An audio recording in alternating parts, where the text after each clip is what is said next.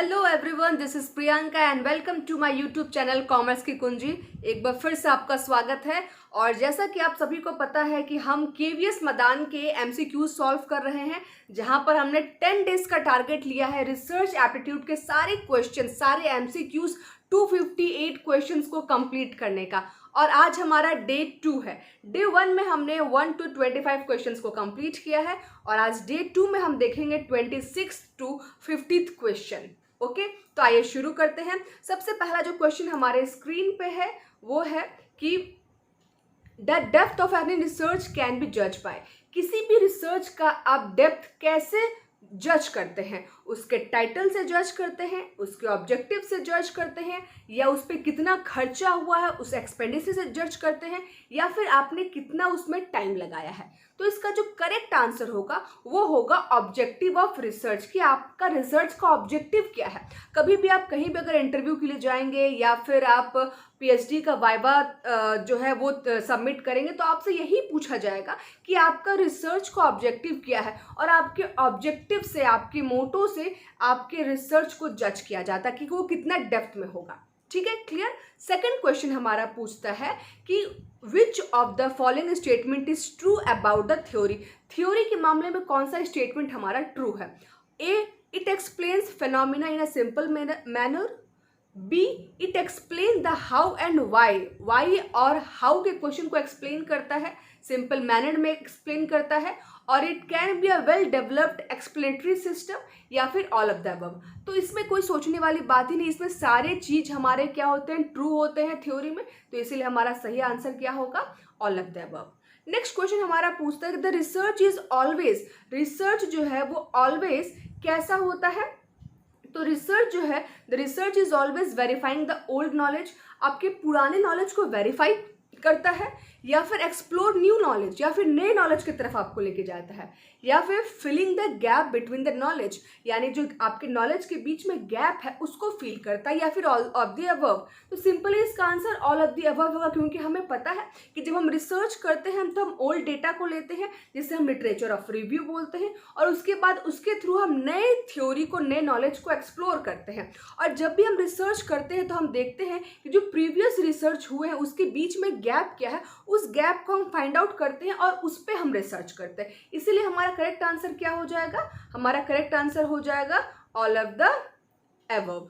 ठीक है, next question हमारा है which of the following is the function of theory. हमने थ्योरी के फंक्शन क्या होता है ये पिछले क्लास में भी पढ़ा था, फिर अभी वही क्वेश्चन है कि थ्योरी का फंक्शन क्या होता है। तो थ्योरी हमें पता है कि एक सेट ऑफ प्रिंसिपल्स होता है। तो यहाँ पे इसका करेक्ट आंसर क्या होगा ये देखते हैं। समराइजिंग द करंट नॉलेज को समराइज करना, या फिर मेकिंग प्रिडिक्शन, या फिर एक्सप्लेनिंग फेनोमेना, या फिर all of the above. The suitable answer will be all of the above, क्योंकि थ्योरी में हमको सारे ही फंक्शन देखने को मिलते हैं। ओके, नेक्स्ट चलते हैं हम 30th क्वेश्चन। 30th क्वेश्चन क्या बोलता है? Feasibility of research study generally depends on. जो फिजिबिलिटी होता है रिसर्च का वो जनरली किस पे डिपेंड करता है, क्या क्या उसमें होते हैं?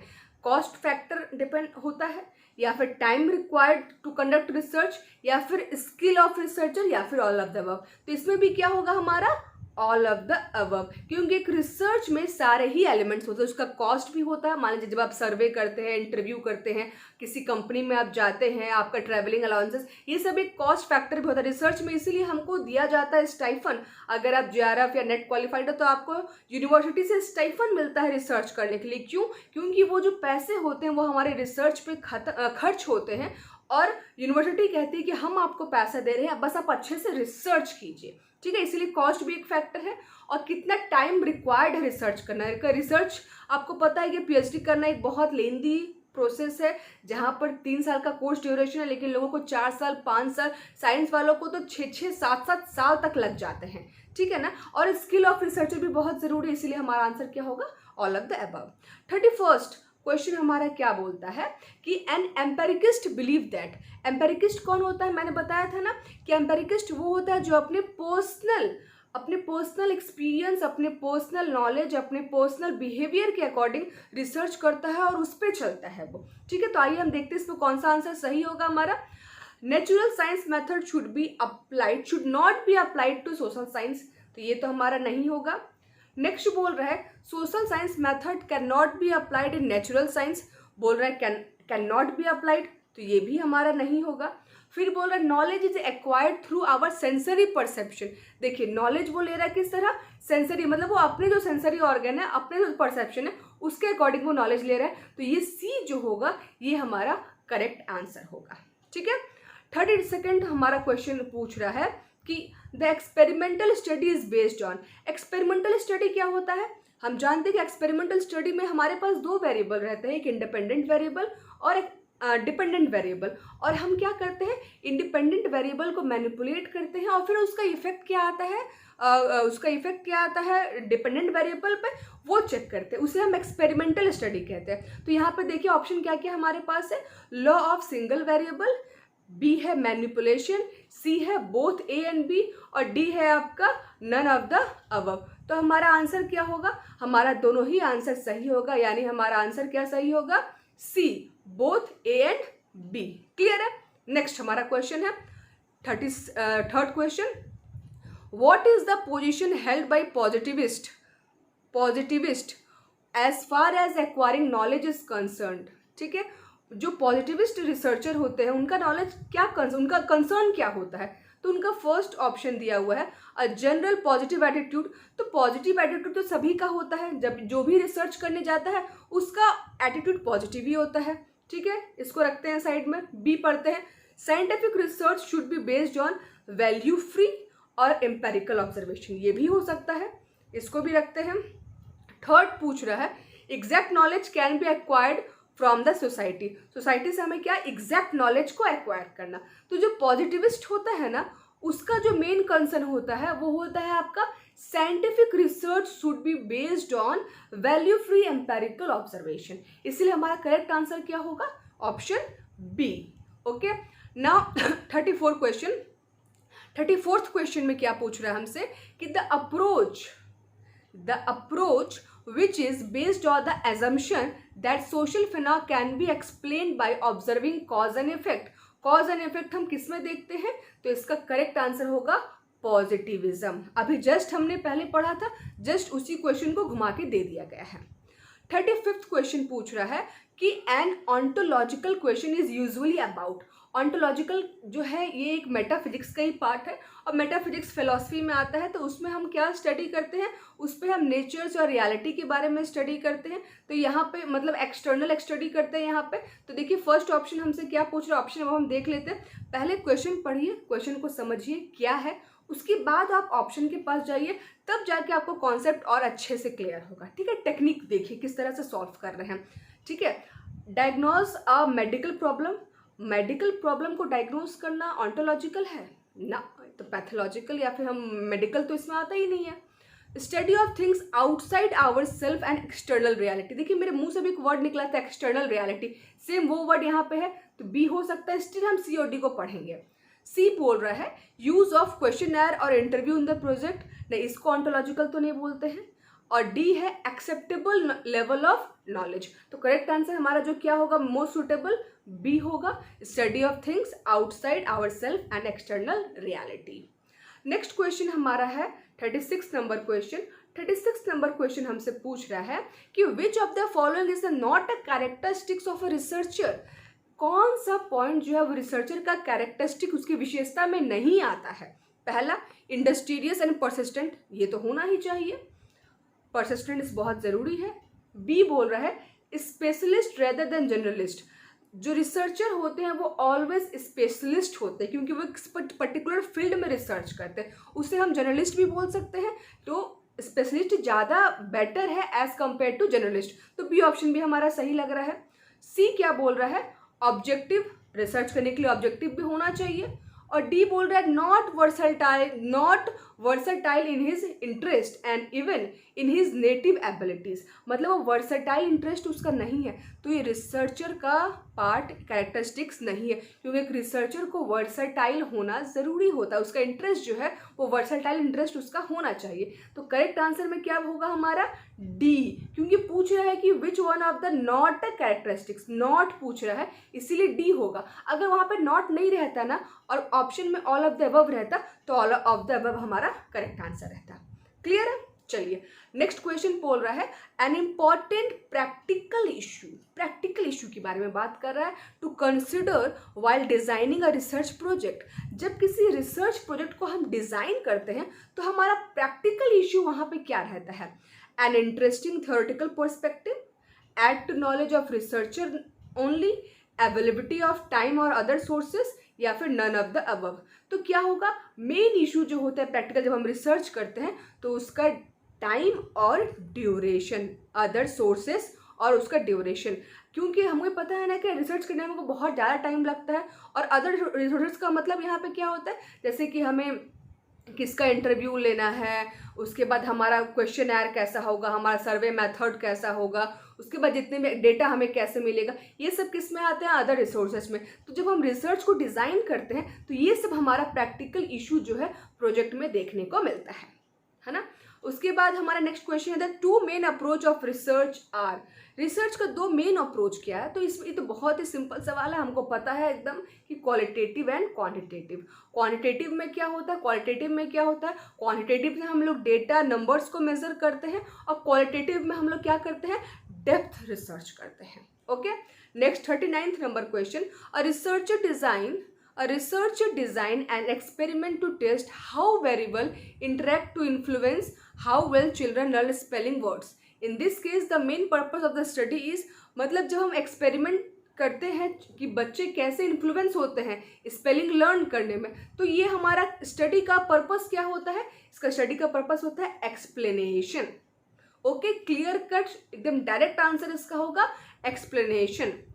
40th number question, quantitative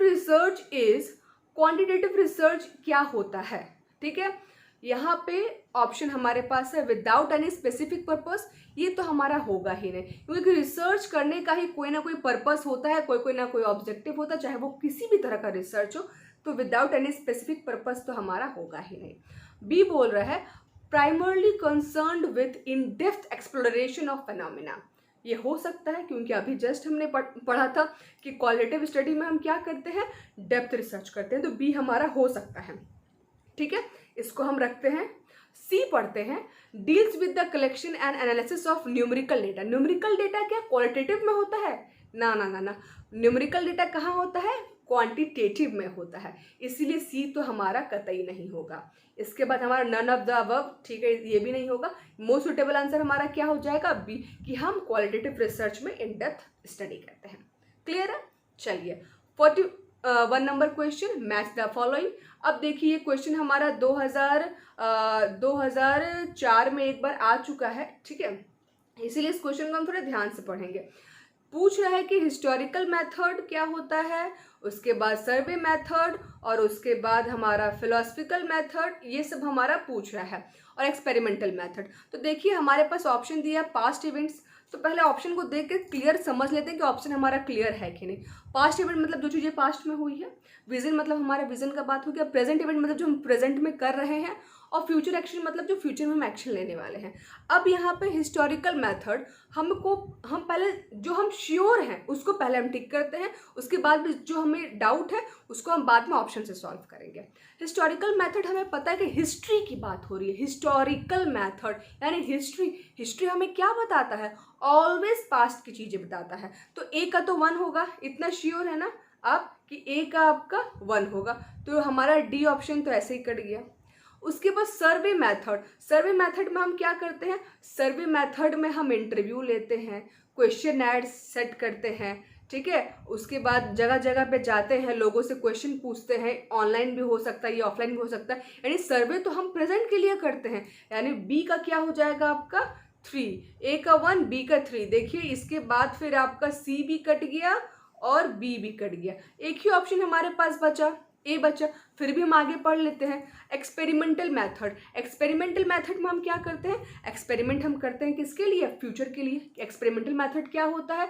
2 variable होते हैं, एक इंडिपेंडेंट वेरिएबल, दूसरा डिपेंडेंट वेरिएबल। इंडिपेंडेंट वेरिएबल को हम मैनिपुलेट करते हैं और उसका इफेक्ट क्या पड़ता है डिपेंडेंट वेरिएबल पे, ये हम ये करते हैं, नोट डाउन करते हैं, ऑब्जर्व करते हैं, उसको हम बोलते हैं एक्सपेरिमेंटल मेथड। और ये किसके लिए किया जाता है? ये कौन सा एक्शन है? तो ये हमारा फ्यूचर एक्शन है। तो देखिए डी का 4 यानी ए का 1 ठीक है, बी का 3 ठीक है और डी का 4। कोई और ऑप्शन मैच कर रहा है? नहीं कर रहा है, यानी करेक्ट आंसर हमारा क्या हो जाएगा? 41 का ए। क्लियर है किस तरह से मैंने सॉल्व किया? चलिए अब आगे चलते हैं और नेक्स्ट हमारा ये लास्ट है स्लाइड है, ठीक है। 42nd number question, which of the following research specifically requires objectivity to discover facts and causes from the data gathered for the purpose। किसमें हम डिस्कवर करते हैं फैक्ट्स और कॉजेज को, जो डेटा हम गैदर करते हैं? तो सिंपली इसका आंसर होगा आपका क्वांटिटेटिव रिसर्च। उसमें हम फैक्ट्स एंड कॉजेज को गैदर करके हम उसको, वो रिक्वायर होता है हमारा, उसका ऑब्जेक्टिविटी होता है।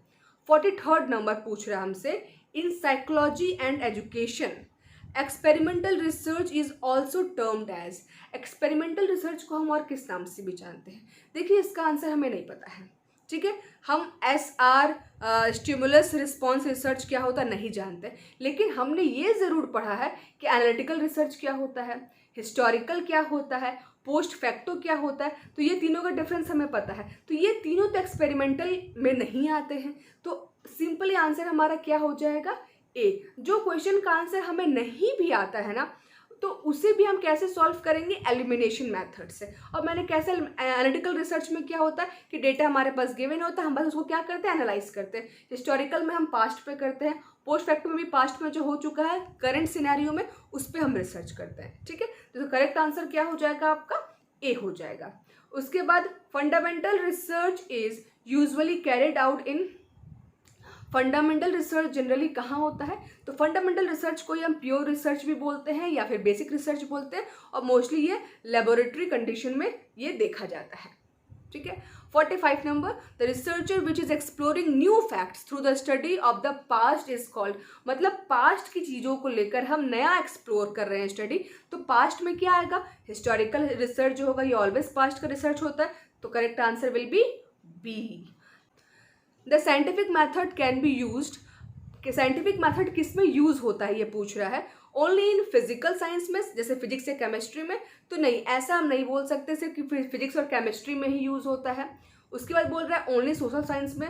नहीं, हम ऐसा भी नहीं बोल सकते कि सिर्फ सोशल साइंस में यूज़ होता है, क्योंकि रिसर्च का तो ये कैरेक्टरिस्टिक्स ही है कि वो साइंटिफिक वे में होना चाहिए, सिस्टमेटिक वे में होना चाहिए।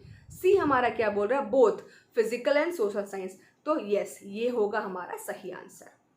उसके बाद है 47, in the method of naturalistic observation there will be. Naturalistic observation जो होता है वहाँ पे क्या होता है? Observed behaviour as it naturally occurs. Observed behaviour क्या होता है? इसको बोलते हैं अनस्ट्रक्चर्ड बिहेवियर, ठीक है। बी बोल रहा है setting up of controlled experiment. Controlled experiment कैसे होगा हमारा? क्योंकि नेचुरलिस्टिक चीज़ें उसमें तो हम हमारा कंट्रोल होगा ही नहीं, तो वो नहीं हो सकता है। सी बोल रहा है set out to actively observe subjects in their natural environment. मतलब कि आप सिर्फ ऑब्जर्व करो नेचुरल इन्वायरमेंट में जो हो रहा है उस चीज़ को। तो yes, this will be the correct answer.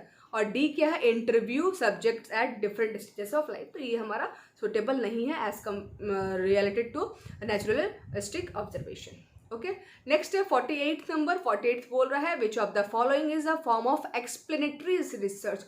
कौन सा फॉर्म आपका एक्सप्लेनेटरी रिसर्च में आता है? इन विच, जिसमें कि research develop a theoretical model and empirical test.